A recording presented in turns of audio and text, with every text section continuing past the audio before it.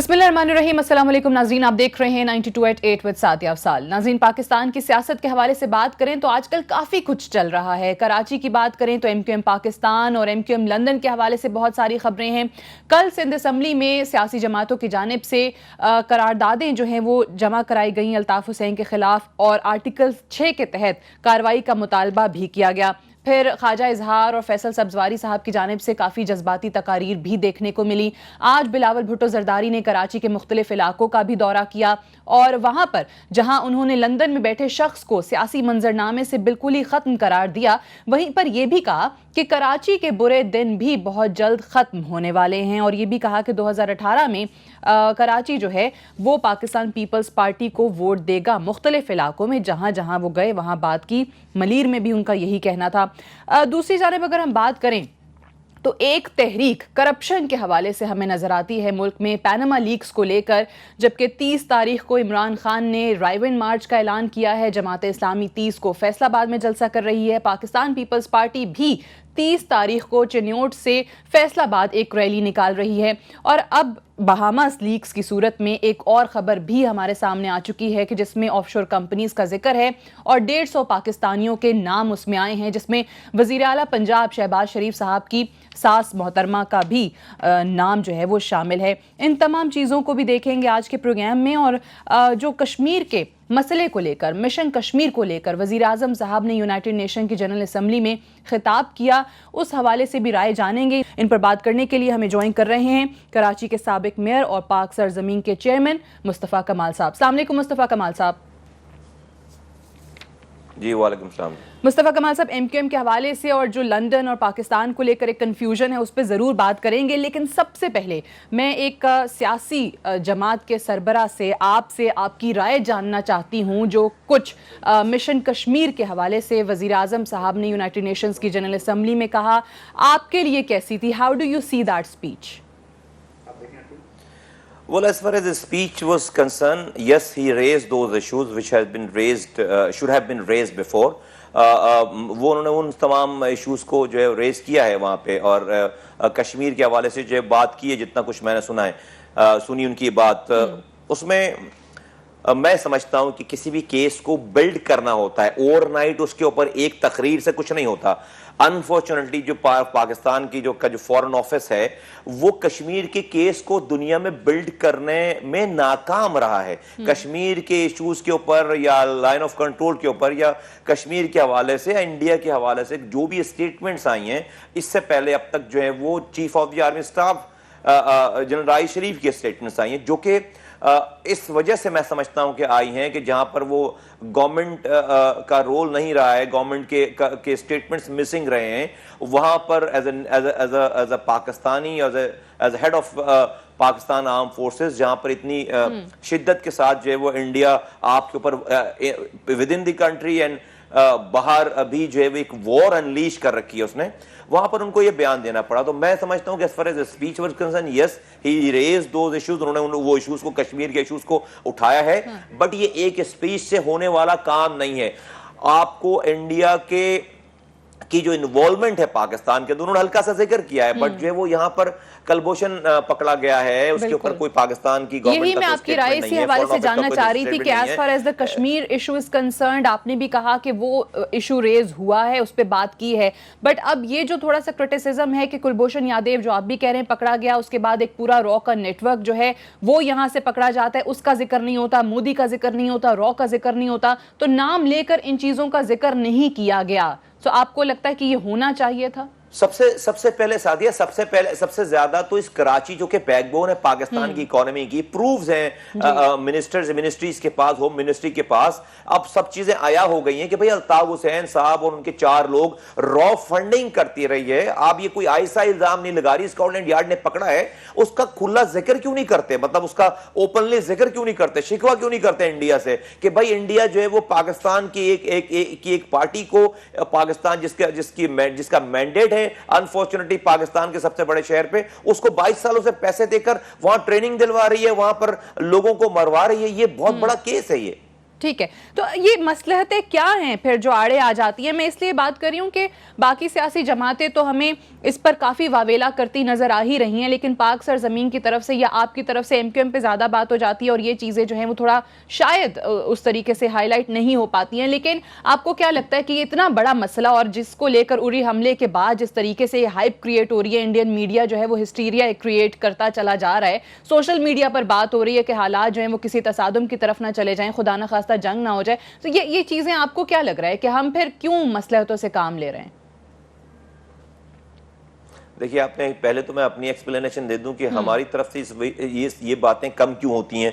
उसमें सारा कसूर जो है वो आप और आपकी बरादरी का है। वो ये कि आप मुझसे जिस तरह आप मुझसे अभी कश्मीर के ऊपर सवाल कर रही हैं तो मैं जवाब दे रहा हूं। अगर आप मुझसे अल्ताफ हुसैन पूछेंगे तो मैं अल्ताफ हुसैन पे बात बिल्कुल सही है, इसलिए हमने कहा आज इन इश्यूज पे ज्यादा पाक सरजमीन की राय जानते हैं। जी जी जी।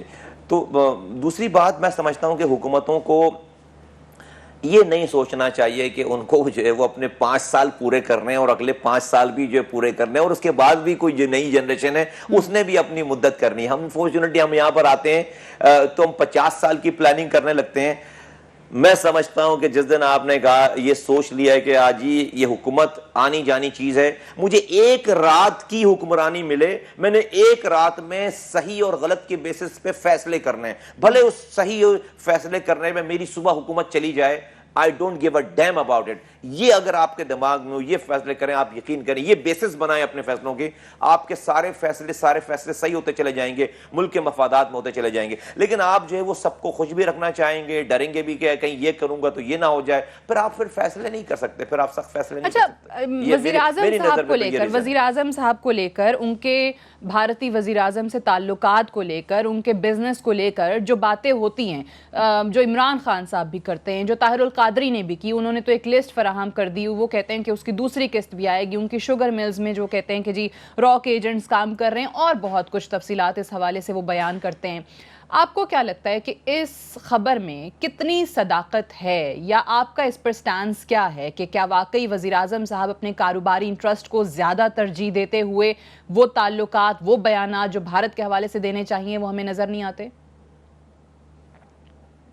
मैं अगर जो है वो इनकी जगह होता, इतने सीरियस चार्जेस हैं, इल्जामात हैं, मैं अगर मुल्क की अथॉरिटी होता, मैं खुद से तमाम इंटेलिजेंस एजेंसीज के ऊपर और जजेस के ऊपर रिटायर्ड उनकी कमेटी बनाता, कहता है कि इनकी इस वाली बात को इन्वेस्टिगेट करो और ओपन कर देता सारी चीजों को, और कहता है कि अगर ये अगर नहीं साबित हो सके तो मैं इनको जो है वो लटकाऊंगा इल्जाम लगाने वालों पे। मैं तो होता तो ये करता। आई डोंट नो कि जो क्यों लोगों को इन बातों पे गुस्सा नहीं आता और क्यों अगर कोई इल्जाम नहीं लगा रहा है किसी के ऊपर तो गुस्सा नहीं होता। ये कैसे होता है, मुझे समझ में नहीं आती बात। नहीं भाई, अगर आप मेरे पास ये अख्तियार हो, मैं अगर इस मुल्क का प्रीमियर हूं, वहां पर चीफ एग्जीक्यूटिव हूं, मेरे पास अख्तियार है कमिटीज बनाने का, इदारे मेरे नीचे हैं, मुझ पर कोई इल्जाम लगाए, मैं तो बोलूं नहीं अभी बस यहीं रुक जाओ सारे। और अभी बताओ, सवाल का जवाब नहीं दिया कि वजीर आजम साहब के बिजनेस इंटरेस्ट को लेकर जो इल्जामात लगते हैं, जो उनकी ताल्लुकात हैं भारतीय वजीर आजम से, आपकी उस पर राय क्या है? क्या सदाकत है इन इल्जामात में?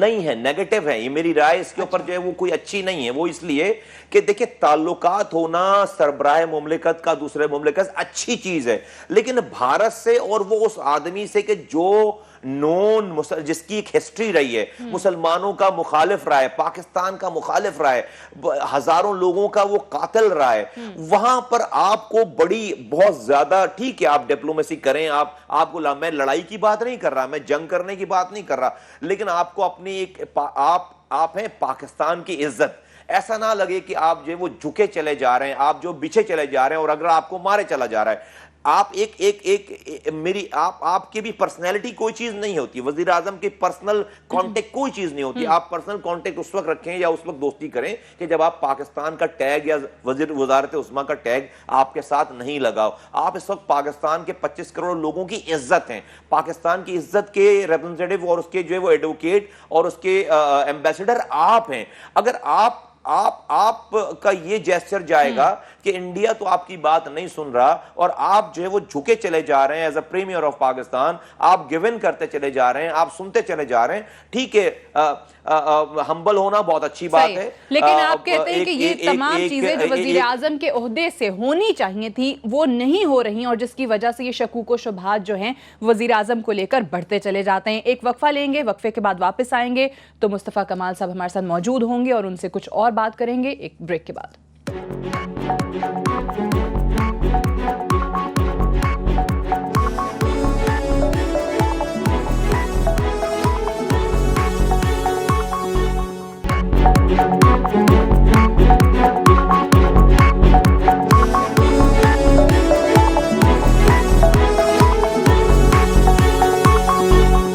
जी वेलकम बैक। प्रोग्राम में एक बार फिर से खुशामदीद। पाक सरजमीन के चेयरमैन मुस्तफ़ा कमाल साहब आज प्रोग्राम में हमारे साथ मौजूद हैं।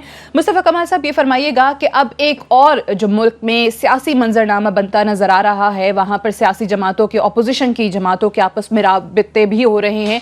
तहरीक कैसे चलानी है, एहतसाब कैसे होना है, करप्शन के मामले को कैसे उजागर करना है। पहले पैनामा लीक्स का मामला था, बहामास लीक्स भी आ गई, 150 पाकिस्तानीज की ऑफशोर कंपनीज का, उसमें भी इंकशाफ हो गया। पाक सरजमीन का इस पर मौकफ क्या है? जो सियासी जमातें, अपोजिशन की सियासी जमातें इस वक्त सड़कों पर आने की बात कर रही हैं, दुरुस्त रविश है?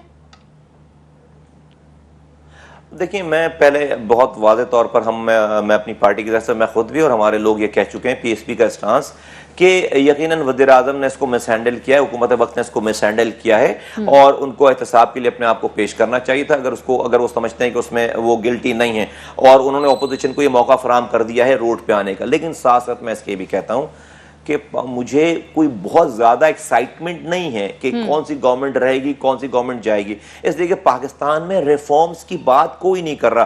क्या मुझे कोई ये गारंटी दे सकता है कि नवाज शरीफ के साहब के जाने के बाद पाकिस्तान में करप्शन नहीं होंगी, पाकिस्तान में दूध की नहरें बहना शुरू हो जाएंगी? भाई क्यों नहीं, इसके बजाय क्यों नहीं हम लोगों के इशूज़ के ऊपर जो है वो रैली निकालें और हुकूमत वक्त को बोलें कि भाई अगर ये नहीं करते हो तो तुम नहीं हुकूमत कर सकोगे। क्यों नहीं मैं ऐसी बात करूं कि जिसका ताल्लुक हर, ठीक है करप्शन एक बहुत बड़ा मसला है, लेकिन बिल्कुल है, मैं इसको मैं ओवरलुक नहीं कर रहा या मैं इसको राइट ऑफ नहीं कर रहा कि ये वाली बात नहीं करनी चाहिए। लेकिन आप पूरे रिफॉर्म्स की बात करें ना, आपके यहाँ जो है वो सोशल सेक्टर रिफॉर्म्स क्या है, पानी का मसला है आपके यहाँ लोकल गवर्नमेंट का मसला है, आपके यहाँ इख्तियारात का मसला है, आपकी प्रोविंशियल गवर्नमेंट जो है वो एनएफसी अवार्ड लेने के बाद पीएफसी नहीं बना रही, प्रोविंशियल फाइनेंस कमीशन नहीं बना रही, सारा पैसा अपने हाथों से खर्च कर रही है। हेल्थ, एजुकेशन, ये वजह है कि करप्शन के मामले को लेकर पाक सरजमीन पार्टी सड़कों पर नहीं आना चाहती क्योंकि आपको लगता है कि बिल्कुल ही यूजलेस एक्सरसाइज होगी, इसका फायदा नहीं होगा? नहीं, हम तो जो है वो अपनी स्ट्रेटजी बना रहे हैं, हम तो सड़कों पर आएंगे लोगों के इश्यूज लेकर। Corruption is one of the issue जो कि मैं समझता हूं कि एक तमाम लिस्ट में नंबर 1 कैटेगरी, या मुझे उसके, अगर जब तक मुझे उसका पैकेज नहीं होगा मेरे पास कि अगर ये नहीं होगा, करप्शन है भाई, ठीक है, वजीर आजम नहीं होंगे, भाई वजीर आजम नहीं होंगे तो उसके बाद क्या होगा? कोई रिफॉर्म के डॉक्यूमेंट्स हैं आपके पास? क्या कोई इंसान से हम ये फिर इल्तिजा करेंगे कि अब तुम करप्शन नहीं करना? अगर कोई बंदा करप्शन नहीं करेगा तो करप्शन नहीं होगी? नहीं भाई, इंस्टीट्यूशंस बनाने हैं। इंस्टीट्यूशन बनाने की कौन बात कर रहा है? रिफॉर्म बनाने की कौन बात कर रहा है? हमने तो हर चीजें, सारी चीजें इंसानों पर डिपेंडेंट हो गए। एक इंसान अगर फरिश्ता है तो फरिश्तों वाले काम करेगा, एक इंसान अगर चोर है तो चोरों वाले काम करेगा। हुकूमतें, मुल्क ऐसे नहीं चलती, रियासतें ऐसे नहीं चलती। भाई आप ऐसा सिस्टम बनाएं कि जहां पर कोई चोर भी आकर चोरी ना कर सके। क्यों नहीं करते भाई? ठीक है, दुनिया भरी पड़ी हुई, कोई रॉकेट साइंस नहीं है। बनाने में, वो रिफॉर्म्स लाने में जिनका जिक्र आप कर रहे हैं, उसमें आपको फिर ये सियासी जमातें जो सड़कों पर आने की एक तरफ तो बात करती हैं करप्शन के खिलाफ, एक तरफ कहती हैं कि वजीर आजम से आगाज किया जाए, उनके खानदान से एहतसाब का आगाज किया जाए, आपको संजीदा नजर नहीं आती रिफॉर्म्स, इस्लाहात को लेकर? देखिए, मुझे तो नहीं कोई ऐसे साइंस नजर आते कि जिसमें रिफॉर्म्स की कोई बात कर रहा हो। अगर ये पनामा लीक्स नहीं निकलता तो मुल्क क्या ठीक चल रहा है? फिर इसका मतलब है अगर ये पनामा लीक्स, तो आपको एक जैकपॉट हिट हो गया। मैं सवाल करता हूं, मेरा सवाल एज अ पाकिस्तानी, ये नहीं होता तो मुल्क में दूध की नहरें बह रही हैं क्या?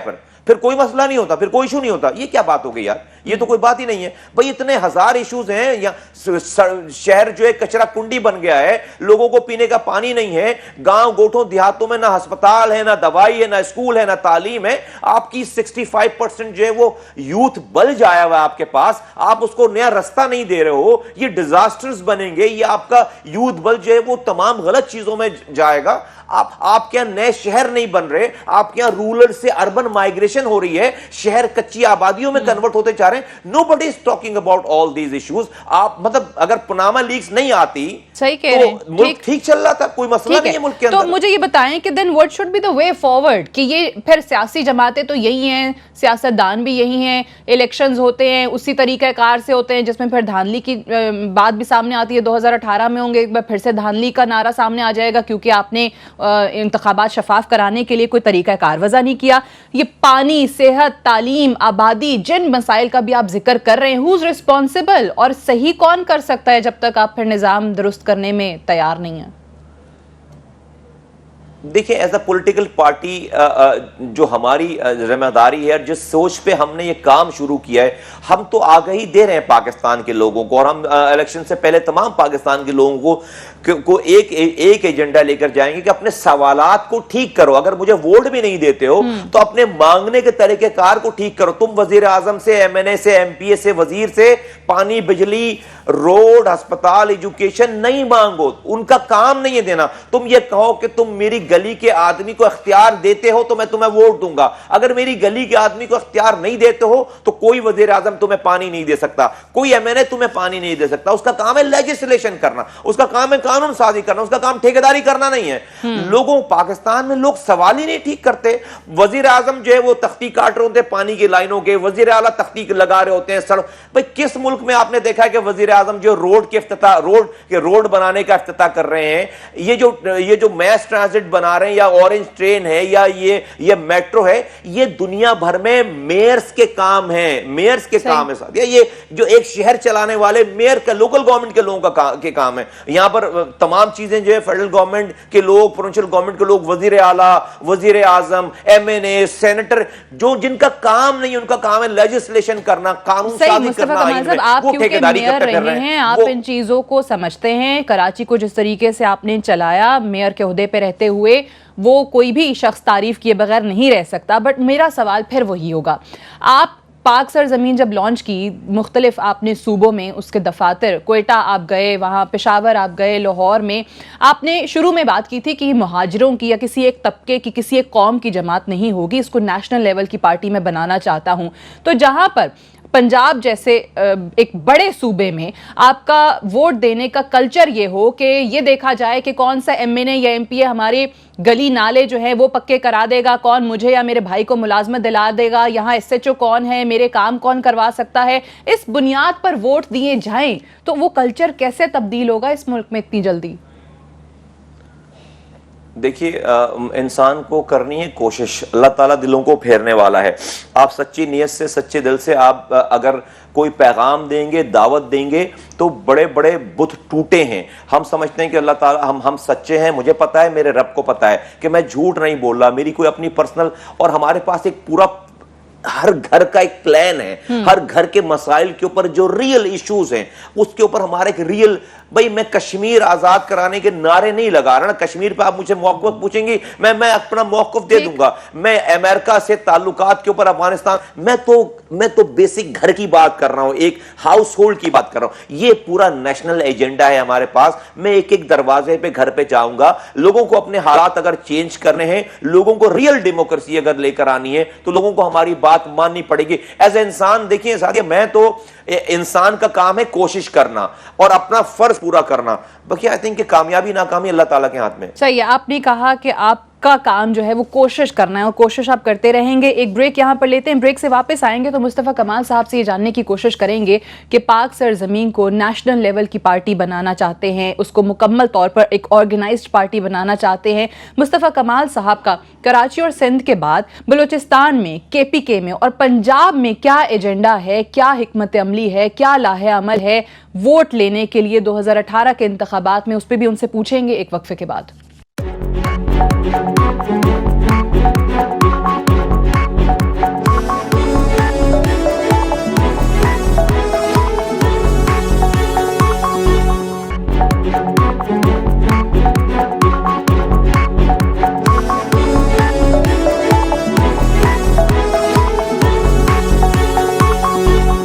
जी वेलकम बैक प्रोग्राम में एक बार फिर से खुशामदीद। मुस्तफ़ा कमाल साहब, ये फरमाइएगा 2018 में आप कई बार ऐलान कर चुके हैं, कई बार पहले भी कह चुके हैं कि भरपूर अंदाज में हिस्सा लिया जाएगा, पाक सरजमीन जो है वो इंतखाबात में हिस्सा लेगी।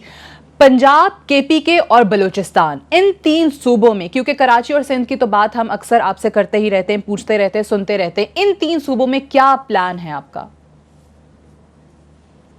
देखिए, पूरे पाकिस्तान में स्पेशली मैं आपको 1 बाय 1 बताता हूँ। मैं फर्ज करें कि पूरे पाकिस्तान में तो बिल उमूम और खुसूसन पंजाब में, अगर फर्ज करें मैं पंजाब में के ऊपर मुझसे अगर आप बात करें तो मैं कहता हूं कि देखिए, वज़ीर आला पंजाब जो हैं वो उनकी कारकर्दगी के ऊपर बड़ी बात होती है कि उन्होंने बहुत सारे डेवलपमेंट की हैं, चीज़ें की हैं, मेट्रोज बनाई हैं या चीज़ें, लोग उसके ऊपर तबसरा नेगेटिव भी करते हैं, पॉजिटिव भी करते हैं। मैं कहता हूं चले पॉजिटिव बात है, चलें, उन्होंने बड़ी कंस्ट्रक्शन की। मेरा ये सवाल है, मैं पंजाब के लोगों से सवाल करता हूं, मैं पाकिस्तान के की अशराफिया से सवाल करता हूं, क्या वज़ीर आला पंजाब साहब ने जो काम किए हैं क्या ये उनके करने के काम थे या उनका काम जो है वो उनकी टीम बनाना था, मेयर्स को पावर देना था, निचली सतह पर इख्तियारात और वसाइल मुंतकिल करने थे और इन तमाम चीजों की सुपरविजन करनी थी? तो अगर वो आज लाहौर बना रहे हैं या पिंडी बना रहे हैं, मुल्तान बना रहे हैं, क्या ये पंजाब के सारे डिस्ट्रिक्ट्स में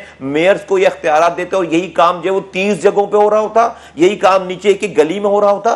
तो ये मुस्तफा कमाल साहब, मेयर्स को इख्तियारात कैसे देते? यहां पर तो सियासी जमातें बल्दियाती इंतखाबात कराने कोई तैयार नहीं थी, वो भी सुप्रीम कोर्ट की मरहूने मिन्नत हैं। मैं इसीलिए तो हम है ना मौजूद, हम जो ये प्रीच कर रहे हैं या हम जो ये बात कर रहे हैं या हम लोग जो एक नजरिया लेकर आए हैं, हम पंजाब की एक गली में जाकर ये कहना चाहते हैं, बलूचिस्तान खैबर पख्तूनख्वा में, कि तुम अपने मसाइल कि अगली दफा जो भी वोट लेने आए, अगर तुम मेरी बात नहीं भी मानते हो, मुझे वोट नहीं भी देते हो, अगली दफा जो भी पार्टी का आदमी है उससे बोलो कि मेरे ये मसाइल हैं, 8 मसाइल हैं, मुझे पानी नहीं है, मुझे सीवरेज नहीं है, मेरा कचरा नहीं उठता, मुझे जॉब्स नहीं है, मेरे पार्क ठीक नहीं है, मुझे लोकल सिक्योरिटी नहीं है, मुझे मेरा स्कूल ठीक नहीं है, मेरा अस्पताल ठीक नहीं है, ये 8-9 चीजें मुझे तुम देते हो। वो कहेगा हाँ देते हैं, तो तुम वो आपने कहना नहीं दे सकते, आप मुझे इन चीजों के करने के इख्तियारात और वसाइल मेरी गली के किसी यूनियन काउंसिल के आदमी को दो।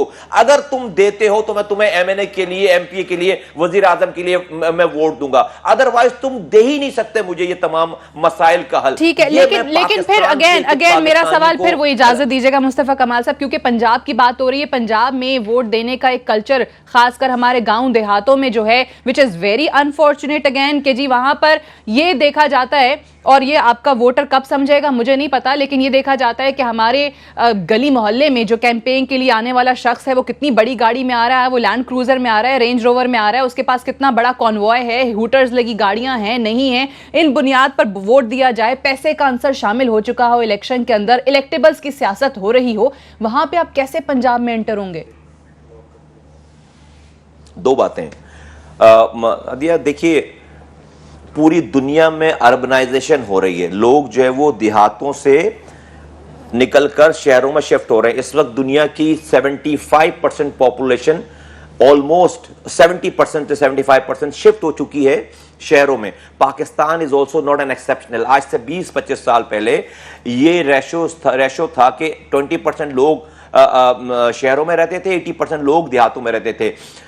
Due to this phenomena in entire world, migration within the country, लोग रूरल से अर्बन का जो शिफ्ट है वो इस वक्त पाकिस्तान में 50% से क्रॉस कर गया है। When I'm saying this, that means कि लोग इस जागीरदारों के, वडेरों के, सरमाएदारों के क्लचेस से निकलकर अर्बन सेंटर शिफ्ट हो गए हैं और उनकी एक आजाद फिजा, ये वाली बात नहीं है। आपका मेन वोट बैंक इस वक्त अर्बन सेंटर्स का है, नंबर 1। नंबर 2 ये कि हमारी ये डिमांड है कि इलेक्शन से पहले फिल फॉर जो है वो सेंसस कराया जाए। ठीक, कैसा मुल्क है ये और कैसे चलेगा ये मुल्क कि जब आपके पास लोगों की तादाद ही नहीं है कि आप बजट बना रहे हो मेरे भाई, आप एलोकेशन ऑफ फंड कर रहे हो, आपको यही नहीं पता कि आपने कितने लोगों का बजट बनाना है, किसको कहां पैसे देने। जिस मुल्क में सेंसस नहीं हो सके, हम कहते हैं जमहूरियत, ये सही जमहूरियत नहीं है। मैं डेमोक्रेसी का बिलीवर हूं, बिलीव करता हूं कि democracy is the only solution, but not the fake democracy what we are experiencing right ठीक है, तो सेंसस का जो मुतालबा है उस पे आपको लगता है कि सुनवाई हो पाएगी? क्योंकि मुतालबात तो फिर हुकूमत वक्त से इस वक्त जो हैं वो बहुत ज्यादा नजर आ रहे हैं सियासी जमातों के, लगता नहीं है कि उनमें से कोई पूरा होगा। आपको लगता है सेंसस का मुतालबा? मैं फिर देखिए सादिया, फिर ऐसा है ना कि फिर लोग हुक्मरान और जो है वो इस मुल्क की अशराफिया फिर अपने अंजाम के लिए भी तैयार हो जाए। लोग नाक तक जो है ना बिल्कुल आगे, उनका थ्रेशोल्ड लेवल बर्दाश्त का खत्म हो गया है। फिर किसी की कोई झूठी शान शौकत बचेगी नहीं, फिर कोई किसी को रोकने वाला होगा नहीं। अगर हमने नहीं सुधार, अगर हम नहीं बन आए ट्रैक पे, हम बंदे नहीं बन रहे अगर ना, तो फिर वक्त का इंतकाम और वक्त का जो निजाम है ना वो फिर बहुत ही खतरनाक है। फिर वो गेहूं के साथ जो है ना घुन भी पिसेगा। ठीक है, अच्छा आज एक इशू को लेके दो शख्सियात के दो मुख्तलिफ बयानात आए। बिजली की लोड शेडिंग बड़ा अहम मसला है जिस पर KPK भी शिकायत कर रहा होता है विफाक से, सिंध भी शिकायत कर रहा होता है विफाक से कि जी हमारे मुतालबात पूरे नहीं होते, हमें बिजली फराहम नहीं की जाती है। आज इसहाक डार साहब ने कहा कि नवंबर 2017 से बिजली की लोड शेडिंग जो है वो खत्म हो जाएगी। और आज ही वजीर आजम ने न्यूयॉर्क में सहाफ़ियों से बात करते हुए कहा कि 2018 में खत्म हो जाएगी। तो ये भी फिर वो बयानात ही रह जाएंगे जैसे वजीर आला पंजाब शहबाज शरीफ साहब ने दिए थे, तारीख पे तारीख, और कहा कि मेरा नाम तब्दील कर देना, लेकिन हुआ कुछ नहीं। ये मुझे कोई उम्मीद नहीं है कि किसी भी डेट पे जो है उस वक्त तक लोगों का या मेरा भी यकीन है जब तक ऐसा हो ना जाए। तो मेरे लिए तो ये बिल्कुल जो है वो कोई इसमें एक्साइटमेंट नहीं है। मैं नहीं समझता कि इन डेट्स के ऊपर कोई बिलीव करेगा। ठीक है, अच्छा मुस्तफ़ा कमाल साहब, अभी रिसेंटली परवेज मुशर्रफ साहब ने, साबिक सदर पाकिस्तान ने पाक सरजमीन पार्टी के हवाले से एक बयान दिया है और उस पर मौक़िफ़ आपका जानना चाहूँगी। वो कहते हैं कि पाकिस्तान के सियासी मंजरनामे पे, पाकिस्तान के पॉलिटिकल जो सिनारियो है उसमें पाक सरजमीन जो है वो एक इम्पोज्ड पार्टी है। तो ये वही उन चीज़ों की तरफ इशारा कर रहे हैं परवेज मुशर्रफ साहब जो शायद MQM भी आपके हवाले से कहती आई है एक वक्त में कि लाई गई पार्टी है, लोग हैं इसको लाने वाले, इम्पोज्ड पार्टी परवेज मुशर्रफ साहब ने करार दिया पाक सरजमीन को। उनके साथ मैंने काम किया है और उनके इस वाली बात पे मैं जवाब नहीं देना चाहूँगा। मेरे दिल में उनके लिए रिस्पेक्ट है, उनका इसका जवाब तो मुझे है मेरे पास और आता भी है, लेकिन कुछ जगहों पे इंसान को जो है वो मेरी तरबियत ऐसी नहीं है कि मैं उस पर वो करूं, थोड़ा सा जो है वो फिर डिफरेंट हो जाएगा। तो मैं उनकी इस वाली बात के ऊपर कोई आप जवाब नहीं देना चाहते हैं? राय है और नहीं, उनकी अपनी राय है और अपनी राय में वो अपनी राय दे सकते हैं। ठीक है, लेकिन क्या आपको, अच्छा चलें, उनकी इस स्टेटमेंट का या उनके इस बयान का आप जवाब नहीं देना चाहते, बिल्कुल आपको हक हासिल है, आप ना दीजिए। लेकिन क्या इसकी वजह यह है, वो खबरें जो मीडिया में गर्दिश कर रही हैं कि परवेज मुशर्रफ साहब खुद भी कहीं पर ख्वाहिश रखते हैं कि MQM पाकिस्तान को वो लीड कर सकें, क़यादत कर सकें? ख्वाहिशात पे तो किसी की कोई जो है वो कंट्रोल या कोई पाबंदी नहीं है। लेकिन क्या ये वजह है उनका ये बयान देने की पाक सरजमीन के हवाले से? मैं उनके दिलों के हाल नहीं जानता बिल्कुल सादिया, तो मुझे नहीं पता कि किस बिना पर उन्होंने ये बयान दिया। तो फिर यहाँ आप भी मासूमियत से काम ले रहे हैं। फारूक सत्तार को तो आप मासूम कहते ही हैं, लेकिन आप यहाँ आज मासूम इधर लग रहे हैं। ब्रेक लेते हैं, ब्रेक से वापस आएंगे तो मुस्तफ़ा कमाल साहब से मजीद कुछ मौज़ूआत के हवाले से और ख़ासकर जो MQM लंदन और MQM पाकिस्तान को लेकर बयानात हैं, कन्फ्यूजन है, और फिर वसीम अख्तर जो कि मेयर हैं कराची के, उनका जो एक बयान सामने आया है, जो एक JIT रिलीज़ हुई है, उस हवाले से भी बात करते हैं एक वक्फे के बाद।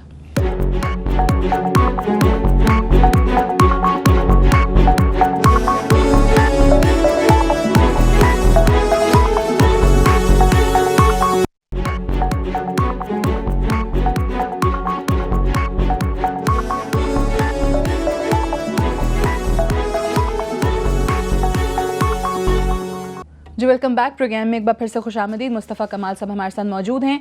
मुस्तफ़ा कमाल साहब, कराची के मेयर वसीम अख्तर साहब तो जेल में हैं और जब उन्होंने हलफ उठाया तो इस चीज़ का भी उन्होंने अयादा किया कि जेल से ही कराची के मामलात को बड़े अच्छे अंदाज में चलाएंगे।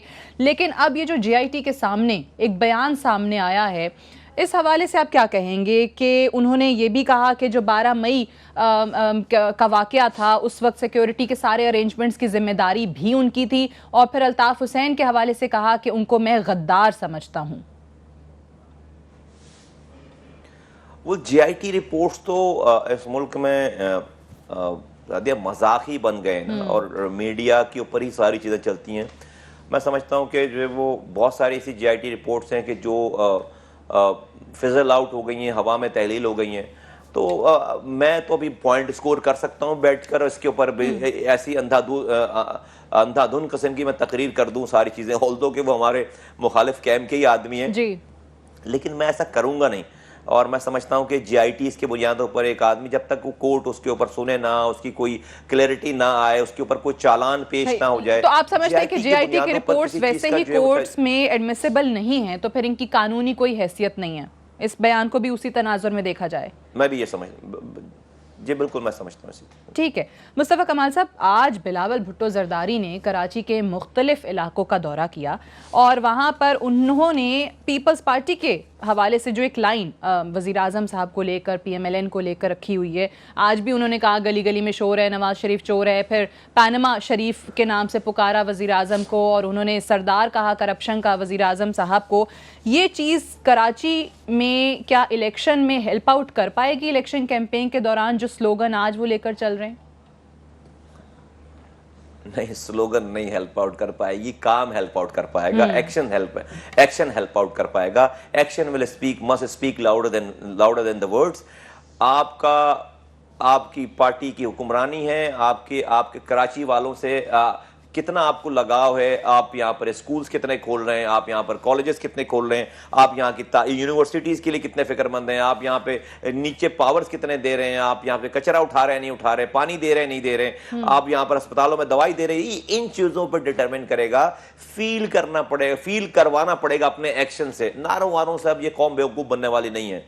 ठीक है, तो आपको लगता है कि ये तमाम चीज़ें सिंध हुकूमत ने डिलीवर नहीं की, और ख़ासकर मुराद अली शाह साहब के आने के बाद जो पीपल्स पार्टी सिंध हमें खुद बताती है कि क्या कुछ चेंजेस आई हैं, आप वैसे कैसे मवाजना करेंगे कायम अली शाह का और मुराद अली शाह का?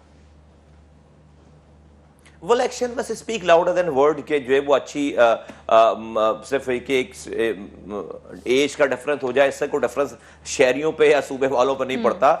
जब तक वो डिवॉल्व नहीं करते, जब तक वो PFC अवार्ड नहीं लागू करते, उनके पास जो NFC से जो पैसे आ रहे हैं, नेशनल फाइनेंस कमीशन से, वो तमाम डिस्ट्रिक्ट को वही कैलकुलेशन उसी फार्मूले के तहत अगर नहीं देते डिस्ट्रिक्ट को पैसे और उसकी सुपरविजन नहीं करते, इख्तियारात नीचे नहीं देते, कचरा उठाने के लिए अगर उनको हुक्म देना पड़े तो मैं कैसे कारकर्दगी समझ लूं? आज तक किसी दुनिया में कोई वजीर आला हुक्म देगा तो कचरा उठेगा? कितनी दफा हुक्म देगा भाई, कितनी दफा हुक्म दे? ठीक है, लेकिन आज बिलावल भुट्टो जरदारी तो कराची वालों को बड़ी तसल्ली दे रहे थे कि कराची के बुरे दिन जो हैं वो बड़ी जल्दी खत्म होने वाले हैं, और बड़ी उन्होंने उम्मीद का इजहार भी किया कि 2018 से पीपल्स पार्टी को जो है वो यहाँ से वोट भी पड़ जाएगा, लेकिन आपको वो नजर नहीं आता क्योंकि आप कहते हैं कि डिलीवर नहीं किया।